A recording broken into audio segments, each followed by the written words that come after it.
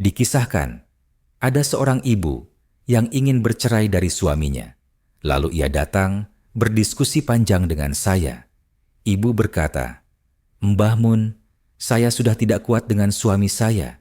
Saya ingin cerai saja." Kiai menjawab, "Emangnya kenapa, Bu?" Ibu menjelaskan, "Suami saya tidak bekerja, tidak kreatif, dan tidak bisa menjadi pemimpin untuk anak-anak. Kalau ayahnya seperti itu, bagaimana nasib anak-anak saya nanti? Saya harus mencari nafkah, capek sekali, sedangkan dia santai saja di rumah." Kiai tersenyum. "Oh, begitu. Cuman itu saja." Ibu menunduk. "Sebenarnya masih banyak lagi, tapi itu yang paling utama." Kiai berkata pelan, "Oh, iya. Mau tahu pandangan saya, Bu?"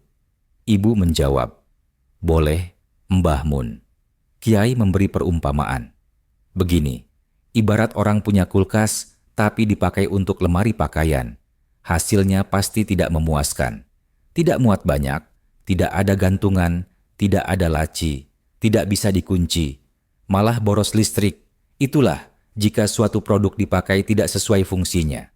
Sebagus apapun produknya, kalau tidak sesuai peruntukannya, ia tidak akan pernah memuaskan. Ibu mengangguk. "Lalu, apa hubungannya dengan suami saya?" Kiai menjelaskan, "Ibu berharap suami ibu menjalankan fungsi sekunder, bahkan tersier, tapi fungsi primernya justru tidak dipakai. Ibu hanya ingin suami menafkahi dan memimpin keluarga. Itu hanya fungsi sampingan. Sayang sekali, fungsi primernya malah tidak ibu kejar." Ibu bertanya lagi, "Kalau begitu, apa fungsi primer seorang suami, Mbah Mun?" Kiai menjawab tegas, "Fungsi primer suami adalah menjadi tameng bagi dosa-dosa istrinya di neraka. Saat seorang istri mendapat ridho suaminya, Allah akan mengampuni dosa-dosanya. Jadi, walaupun suami duduk diam saja, itu sudah sangat bermanfaat. Tinggal istri yang pandai menggunakan fungsinya dengan maksimal. Dalam hadits syahih disebutkan, ayyumam ra'atin matat wa zawjuha anharudin dakhalatil jannah. Artinya, seorang istri yang wafat dan suaminya ridho kepadanya, maka ia masuk surga. Ibu bertanya lagi, "Kalau suami saya tidak bekerja bagaimana, Mbah Mun? Saya capek kalau harus menanggung semuanya." Kiai menenangkan, "Tidak apa-apa, selama ia masih menjadi suamimu, jangan lepaskan, jangan cerai. Karena kalau cerai, engkau langsung berhadapan dengan api neraka. Kalaupun engkau yang mencari nafkah, setiap harta yang kau berikan untuk keluarga itu bernilai sedekah yang sangat mulia. Bahkan, lebih utama daripada sedekah kepada anak yatim. Kenapa? Karena suami sudah menjadi bagian dari hidupmu melalui akad nikah.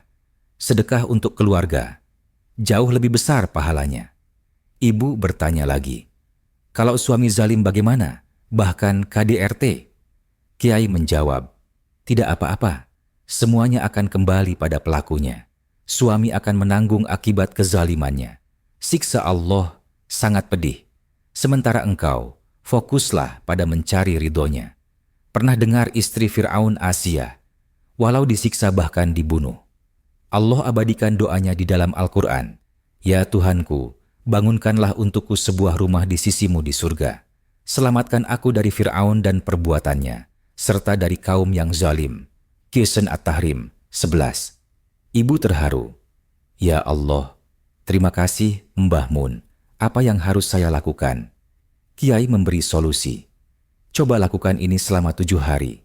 Setiap malam, tanyakan pada suamimu, 'Abang, berapa persen ridho abang sama aku hari ini?' Kalau dia menjawab 95%, jangan tidur. Lakukan apapun untuk membuatnya menjawab 100%. Mungkin dipijiti, dibuatkan makanan, dihidangkan teh, apapun. Sampai dia bilang, 'Iya, aku ridho sama kamu 100%. Barulah engkau tidur. Lakukan itu selama 7 hari dan rasakan perubahannya." Ibu mengangguk. "Baik, Mbah Mun."